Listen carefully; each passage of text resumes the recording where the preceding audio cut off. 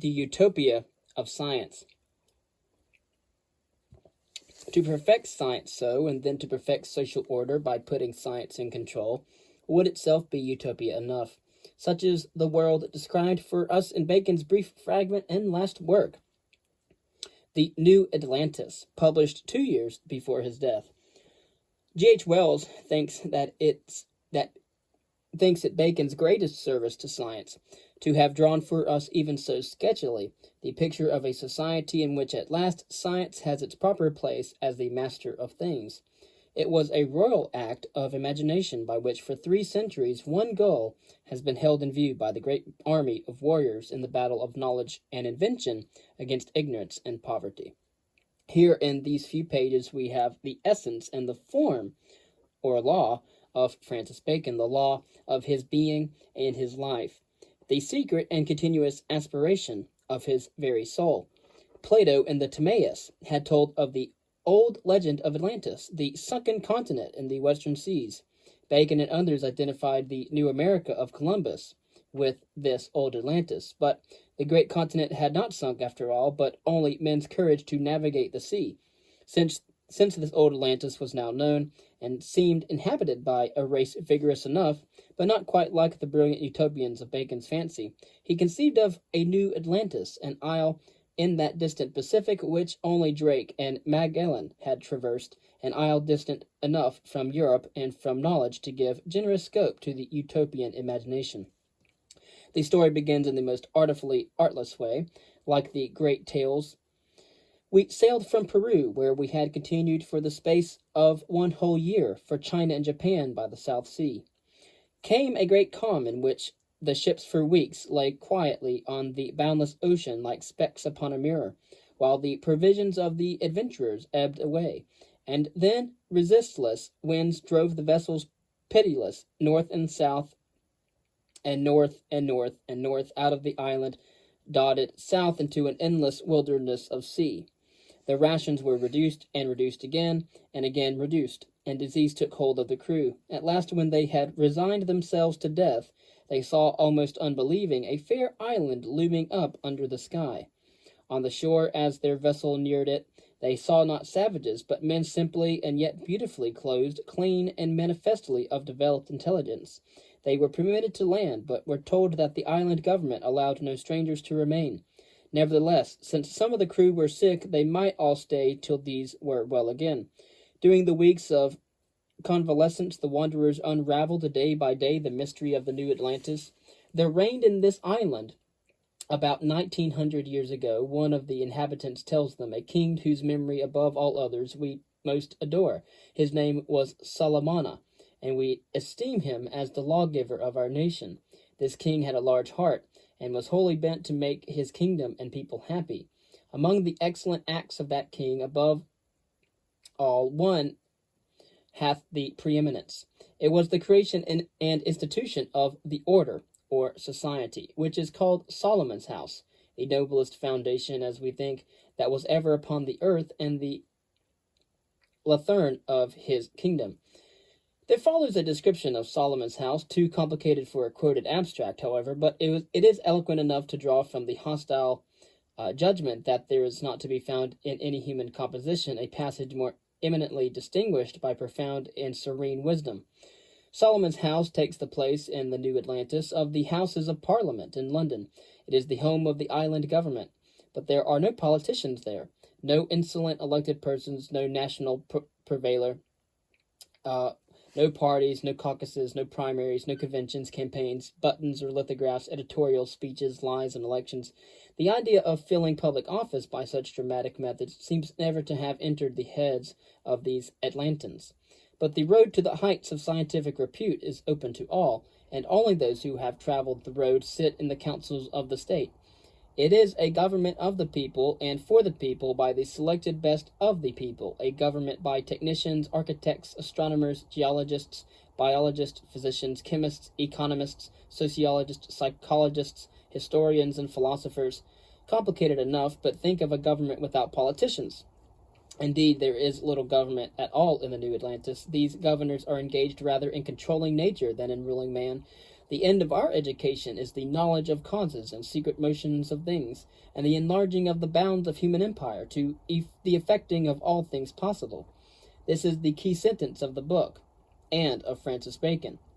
The end of our foundation is the knowledge of causes and secret motions of things, and the enlarging of the bounds of human empire to the effecting of all things possible. We find the governors engaged in such undignified tasks as studying the stars, arranging to utilize for industry the power of falling water, developing gases for the cure of various ailments, experimenting on animals for surgical knowledge, growing new varieties of plants and animals by crossbreeding, etc. We imitate the flights of birds. We have some degree of flying in the air. We have ships and boats for going underwater. Think about this. This was written in the 16th century.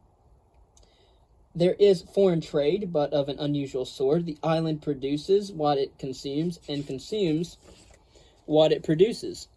It does not go to war for foreign markets. We maintain a trade, not of gold, silver, or jewels, nor for skills, nor for spices, nor for any other commodity of matter, but only for the creature which was light, to have light of the growth of all parts of the world.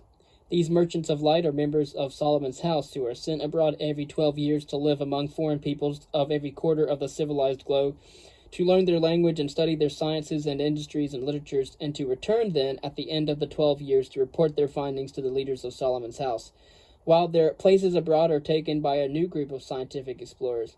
In this way, the best of all the world comes soon to the new Atlantis. Brief as the picture is, we do see in it again the outline of every philosopher's utopia, a people guided in peace and modest plenty by their wisest men. The dream of every thinker is to replace the politician by the scientist, but why does it remain only a dream after so many incarnations? It is because the thinker is too dreamily intellectual to go out into the arena of affairs and build his concept into actual reality.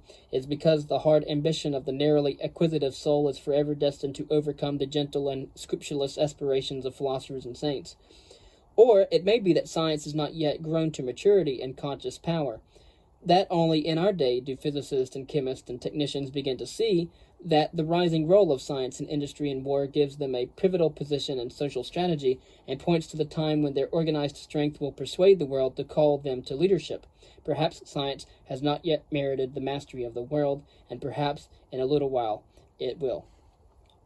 And now, how shall we appraise this philosophy of Sir Francis Bacon? Is there anything new in his philosophy? Some think that induction, as described by Bacon, is a very old-fashioned affair over which there is no need of raising any commotion, much less a monument. Induction has been practiced from morning till night by every human being since the world began. The man who infers that mince pies disagreed with him because he was ill when he ate them, well, then he ate them not most ill when he ate most, and least ill when he ate least, has employed unconsciously but sufficiently all the tables of the new organism. But John Smith hardly handles this table of more or less so accurately, and more probably will continue his mince pies despite the seismic disturbances of his lower strata. And even were John Smith so wise, it would not share Bacon of his merit. For what does logic do but formulate the experience and methods of the wise? What does any discipline do but try by rules to turn the art of a few into a science teachable to all? But is the formulation Bacon's own? Is not the Socratic method inductive? Is not Aristotle's biology inductive? Did not Roger Bacon practice as well as preach the inductive method which Francis Bacon merely preached? Did not Galileo formulate better the procedure that science has actually used in the same century? True of Roger Bacon, less true of Galileo, less true of Aristotle, least true of Socrates. Galileo outlined the aim rather than the method of science, holding up before its followers the goal of mathematical and quantitative formulation of all experience and relationships. Aristotle practiced induction when there was nothing else for him to do, and there where the material did not lend itself to his penchant for the deduction of specific conclusions from magnificently general assumptions. And Socrates did not so much practice induction, the gatherings of data, as analysis, the definition and discrimination of words and ideas. Bacon makes no claim to parthenogenic originality. Like Shakespeare, he takes with a lordly hand and with the same excuse that he adorns whatever he touches. Every man has his sources, as every organism has its food. What is his is the way in which he digests them and turns them into flesh and blood. As one has put it, Bacon contemned no man's observations, but would light his torch at every man's candle. But Bacon acknowledges these debts. He refers to that useful method of Hippocrates, so sending us at once to the real source of inductive logic among the Greeks. And Plato, he writes, where less accurately rewrite Socrates, gives good example of inquiry by induction and view of particulars, though in such a wandering manner as is of no force or fruit. He would have disdained to dispute his obligations to these predecessors, and we should disdain to exaggerate them. But yet again, is the Baconian method correct? Is it the method most fruitfully used in modern science? No.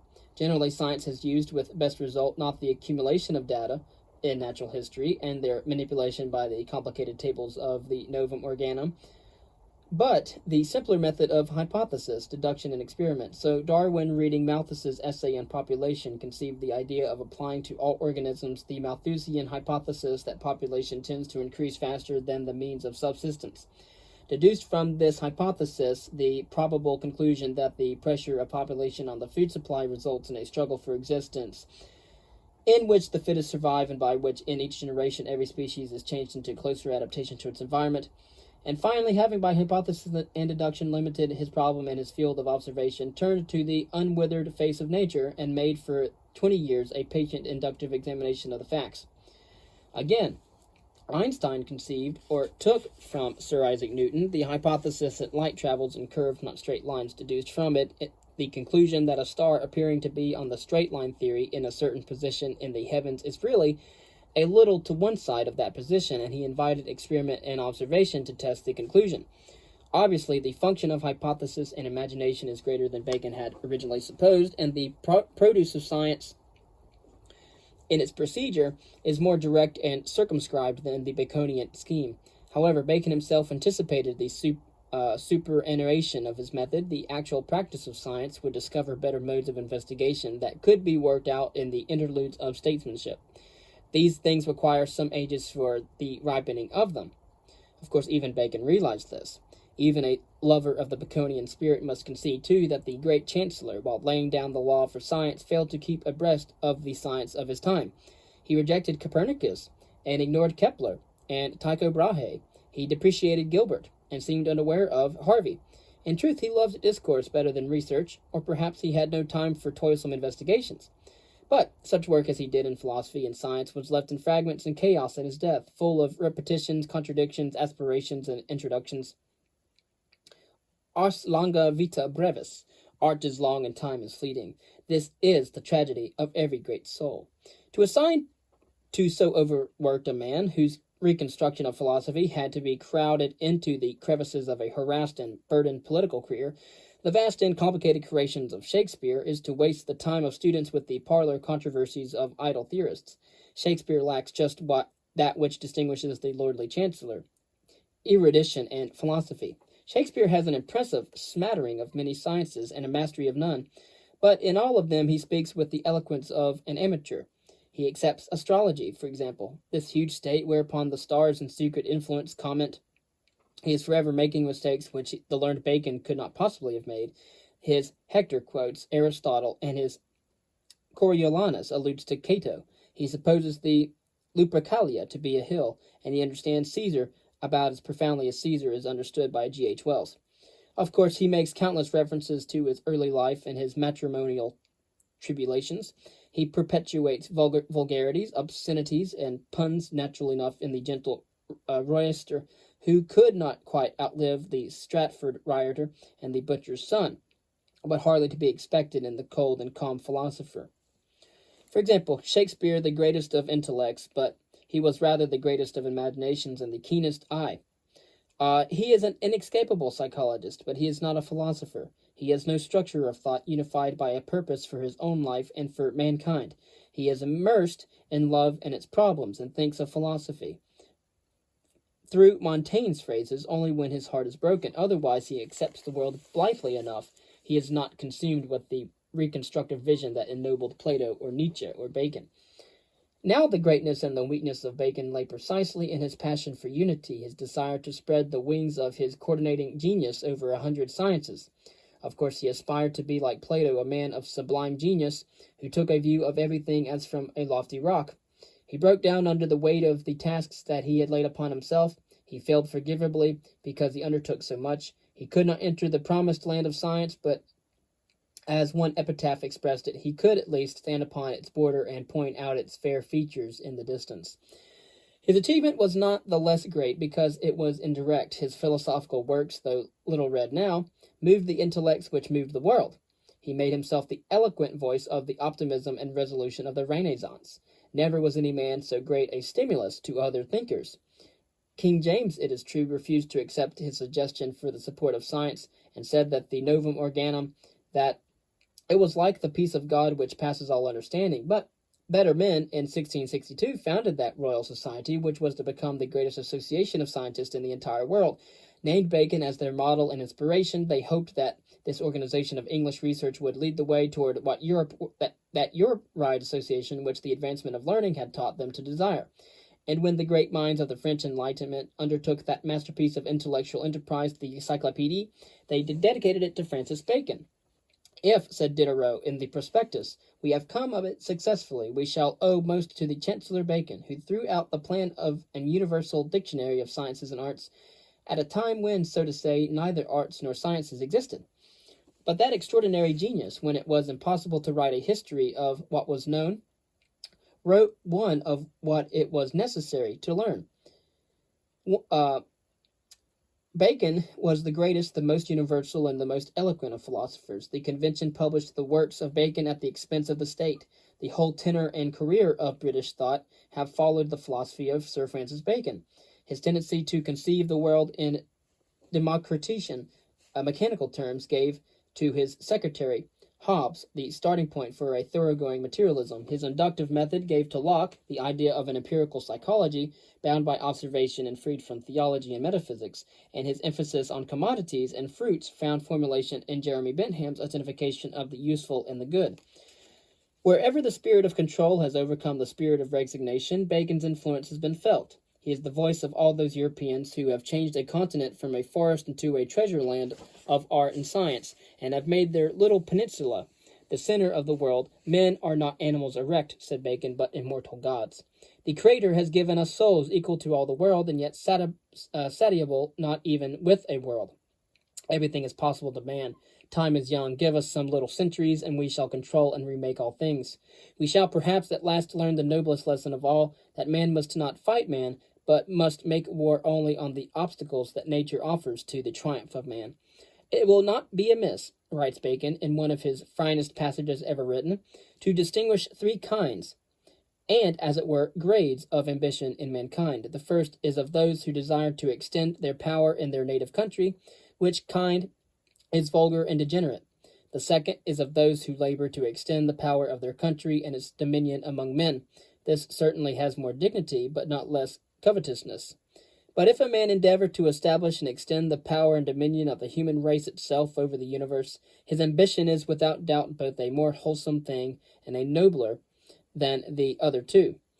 It was Bacon's fate to be torn to pieces by these hostile ambitions struggling for his soul.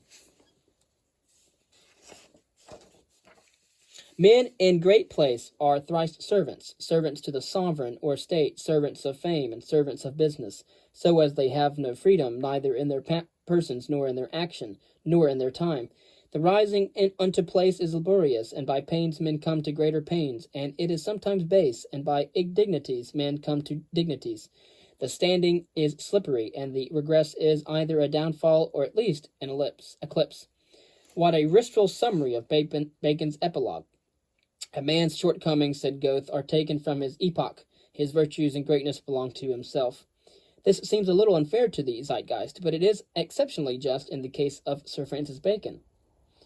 Abbott, after a painstaking study of the morals prevalent at Elizabeth's court, concludes that all the leading figures, male and female, were disciples of Machiavelli.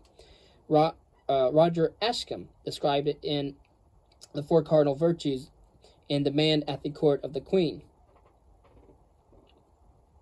Cog, lie, flatter in face, 4 ways in court to win men grace. If thou be thrall to none of these, away, good peers, home, John Cheese.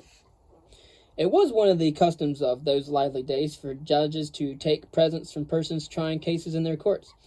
Bacon was not above the age in this matter, and his tendency to keep his expenditure several years in advance of his income forbade him the luxury of scruples. Of course, we see this as a mere bribery. It might have passed unnoticed except that he had made enemies in Essex's case, and by his readiness to sabre foes with his speech.